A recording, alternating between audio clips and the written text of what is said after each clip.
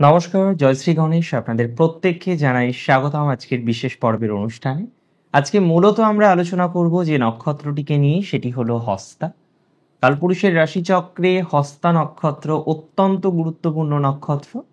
কন্যা রাশিতে যে সকল জাতক জাতিকাদের জন্ম হয়ে থাকে তাদের মধ্যে অনেকেরই আমরা দেখি নক্ষত্র হস্তাতে জন্ম।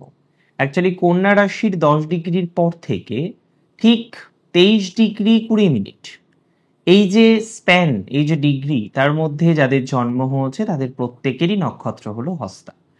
হস্তা নক্ষত্র অবশ্যই বিশেষ একটি নক্ষত্র, কারণ এই নক্ষত্রের যদি দেবতা লক্ষ্য করা হয় তাহলে সবিতা, সূর্যের সাথে কিছুটা তুলনা করা যেতেই পারে। এবং আরও একটি বিষয় অত্যন্ত সিগনিফিকেন্ট, এই নক্ষত্রের প্রতীক মুষ্টিবদ্ধ হাত। এই দুটো বিষয় তো অত্যন্ত সিগনিফিকেন্ট। তার সাথে সাথে হস্তা নক্ষত্রের আরও কয়েকটি বিষয় উল্লেখযোগ্যভাবে কিন্তু আমরা লক্ষ্য করতে পারি, যার মধ্যে প্রভূত পরিমাণে পজিটিভ হচ্ছে হস্তা নক্ষত্রের গ্রহ অধিপতি, যেটি হচ্ছে চন্দ্র। তাহলে একটি নক্ষত্র যার মধ্যে আপনি সবিতার বা সূর্যের প্রভাব পাচ্ছেন, আপনি বুধের প্রভাব পাচ্ছেন, আপনি চন্দ্রের প্রভাব পাচ্ছেন।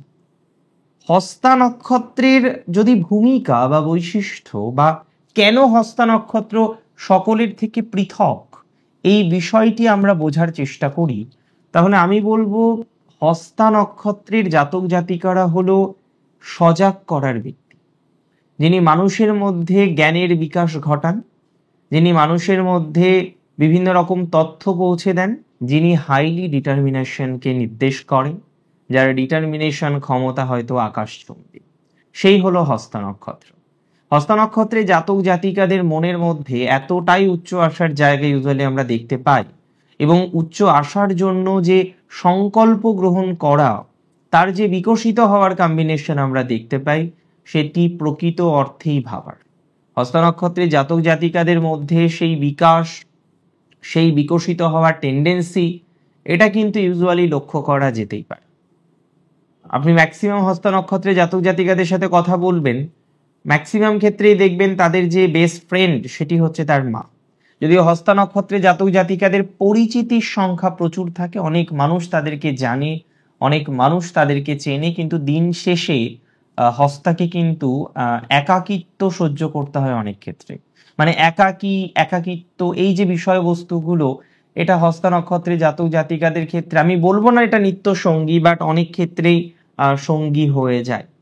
হস্তা নক্ষত্রের জাতক জাতিকাদের মধ্যে আমরা সবিতা, যে গড, তার প্রভাব পেয়ে থাকি। এবং এই যে সবিতা আপনি সানরাইজের সাথে তুলনা করতে পারেন। সূর্য যেমন সকালবেলায় প্রত্যহ প্রভাতে আমাদেরকে জাগিয়ে তোলে, যে আমরা সূর্য উঠলে বা সূর্য ওঠার সাথে সাথে আমাদের জীবনচক্রকে শুরু করি, সিগনিফিকেন্টলি হস্তা নক্ষত্ররা হচ্ছে সেই সূর্য যে তার পরিবারকে জাগায়, যে মনুষ্য সমাজকে জাগায়, যে তার পরিজনকে জাগিয়ে তুলতে পারে, সেই ক্যাপাবিলিটি হস্তা নক্ষত্রের জাতক জাতিকাদের মধ্যে প্রভূত পরিমাণে থাকে। জ্ঞানের দিক থেকে যদি কথা বলি, অনেক সময় হস্তা নক্ষত্রে বুধ যদি অবস্থান করে, সেই জাতক জাতিকারা অপরিসীম জ্ঞানের অধিকারী হয়ে ওঠেন বা অধিকারিণী হয়ে ওঠেন। তার জ্ঞান দিক বিদিক কিন্তু ছড়িয়ে পড়তে পারে, এতটাই জ্ঞানের অধিকারী বা অধিকারিণী আমরা দেখেছি যে হস্তা নক্ষত্রের জাতক জাতিকা থেকে বিলং করে। হস্তা নক্ষত্রের জাতক জাতিকাদের যদি আমরা আরো ভালোভাবে বুঝি বা ভালোভাবে বোঝার চেষ্টা করি, তাহলে অন্ধকার দূর করার ক্ষমতা এই হস্তা নক্ষত্রের জাতক জাতিকাদের মধ্যে থাকে। আলো ছড়িয়ে দেওয়ার ক্ষমতাটা এই হস্তা নক্ষত্রের জাতক জাতিকাদের আমরা লক্ষ্য করতে পারি। তাদের মধ্যে যেমন সূর্য আলো দূর করে, তমসাকে দূর করে, অন্ধকার থেকে আলোর পথে নিয়ে আসতে আমাদেরকে সহযোগিতা করে।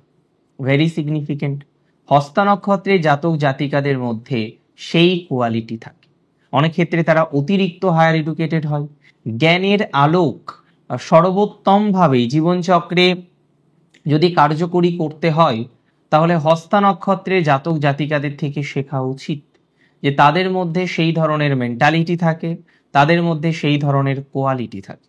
আপনি যদি আমায় প্রশ্ন করেন যে হস্তা নক্ষত্রের বিশেষ বিশেষ দক্ষতা তাহলে কি, যদি আমাকে বলতে হয় এই প্রশ্নের উত্তর, আমি ফার্স্ট বলবো তারা হচ্ছে ন্যাচারালি মানুষকে সজাগ করতে পারে, তার পরিবার পরিজনকে সজাগ করতে পারে, তারা নিজেরাও অত্যন্ত সজাগ, তাদের মধ্যে কোনো না কোনো এক্সট্রা কারিকুলার অ্যাক্টিভিটির বিকাশ ঘটতেই পারে, কিংবা তার একটা হায়ার এডুকেশন লাভ করার অবকাশ আমরা দেখব। বেশ কিছু রীতিনীতি কুসংস্কার থেকে বেরিয়ে আসার প্রবণতা হস্তা নক্ষত্রের জাতক জাতিকাদের মধ্যে থাকে।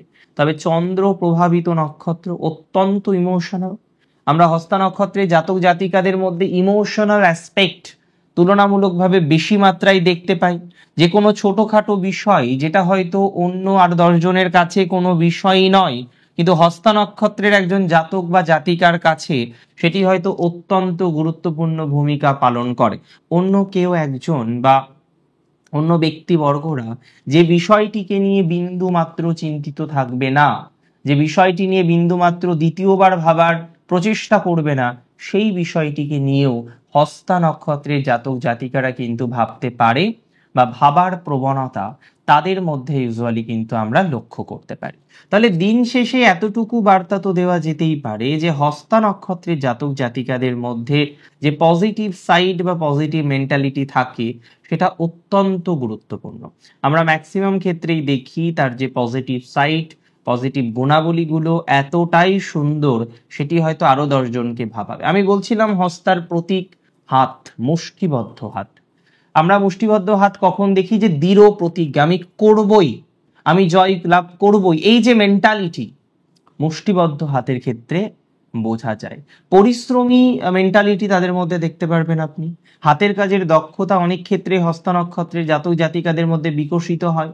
তাদের মধ্যে কোনো না কোনো অ্যাক্টিভিটি, হাতের কাজ রিলেটেড কোনো না কোনো অ্যাক্টিভিটি আসার একটা প্রবণতা আমরা ইউজুয়ালি কিন্তু লক্ষ্য করতে পারি, এবং যেটি আমি মনে করি অবশ্যই পজিটিভ বা পজিটিভ ভাইব জাতক জাতিকাদের জীবনে নিয়ে আসতে পারে।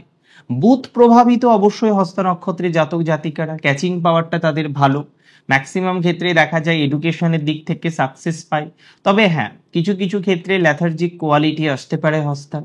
তার মা তার বেস্ট ফ্রেন্ড, কিন্তু অনেক সময় দেখা যায় যে মায়ের সাথে হয়তো সবই শেয়ার করলো, কিন্তু কাজের বেলায় যে জিনিসটা শেয়ার করলে হয়তো ভালো হতো, বাকি সবকিছু শেয়ার করেছে, কিন্তু সেই জিনিসটা হয়তো শেয়ার করা হয়ে ওঠেনি। এরকম কিছু অবকাশ প্র্যাকটিক্যালি বলতে গেলে আমরা হস্তা নক্ষত্রের জাতক জাতিকাদের মধ্যে দেখতে পাই, বা এই ধরনের কিছু বিষয়বস্তু হস্তা নক্ষত্রের জাতক জাতিকাদের ক্ষেত্রে কিন্তু উঠে আসে, তার একটা সম্ভাবনা হ্যাবকলি কিন্তু আমরা দেখতে পাই। আবার অনেক ক্ষেত্রে এই বিষয়টি উল্লেখযোগ্য যে হস্তা নক্ষত্রের জাতক জাতিকাদের ক্ষেত্রে তাদের প্যারেন্টস নিয়ে তারা কিন্তু সবসময় একটা আলাদা জায়গা রেখে দিতে পছন্দ করে।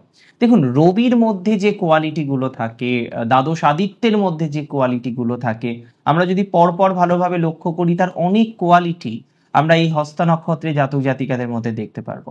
অনেকেই মনে করেন শোভিতা নয়, যে হস্তা নক্ষত্রে জাতক জাতিকাদের আহ হস্তা নক্ষত্রের দেবতা প্র্যাকটিক্যালি দ্বাদশ আদিত্য। তবে এ নিয়ে দ্বিমত থাকতেই পারে, তবে আলটিমেটলি রবির অংশ বা রবি, এটা নিয়ে কোনো ডাউট নেই, এবং এটা অনেকটাই নির্ভুল। আর রবির যে মেন্টালিটি, রবির যে শক্তির উৎস, আজকে একটা পরিবারের নক্ষত্র হস্তা, সেই জাতক জাতিকা আমি বলবো সেই পরিবারের শক্তির উৎস। কারণ ছোট থেকে বড় নানা কাজে তার অংশগ্রহণ করা, সেই কাজগুলোকে আরো সাফল্যমণ্ডিত করার ক্ষেত্রে তার বিশেষ প্রচেষ্টা, এটা কিন্তু আমরা লক্ষ্য করতে পারি, যেটা হস্তা নক্ষত্রে জাতক জাতিকাদের ক্ষেত্রে ব্যক্ত হয়, বা ব্যক্ত হওয়ার একটা প্রবণতা আমরা কিন্তু ইউজুয়ালি লক্ষ্য করতে পারি। দেখুন, আজকের অনুষ্ঠান খুব গুরুত্বপূর্ণ একটা অনুষ্ঠান, কারণ আজকে আমরা বিভিন্ন রকম বিষয় নিয়ে আলোচনা করছি কনস্ট্যান্টলি, এবং যেখানে আমরা বোঝার চেষ্টা করছি যে হস্তা নক্ষত্র কেন নক্ষত্র হিসেবে সকলের থেকে আলাদা। আজকের অনুষ্ঠানটি যদি আপনার ভালো লেগে থাকে, যদি মনে হয় যে এই কোয়ালিটিগুলো আপনার নক্ষত্র হস্ত এবং আপনার সাথে অনেকটাই ম্যাচ করছে, আপনার জীবন চক্রের সাথে এই কোয়ালিটিগুলো যদি অনেকটাই আপনি দেখেন সংযুক্ত আছে, তাহলে অবশ্যই আমাকে কমেন্টে জানাবেন। আমি আজকে পজিটিভ দিকগুলো নিয়ে আলোচনা করলাম, তবে কোনো একটা দিন আরো ব্রড অ্যাঙ্গেলে আমরা আলোচনা করব, আরো ডিটেলস আলোচনা করার চেষ্টা করব। অনেক ভালো থাকুন আপনারা, সুস্থ থাকুন, স্বাভাবিক থাকুন। জয় শ্রী গণেশ।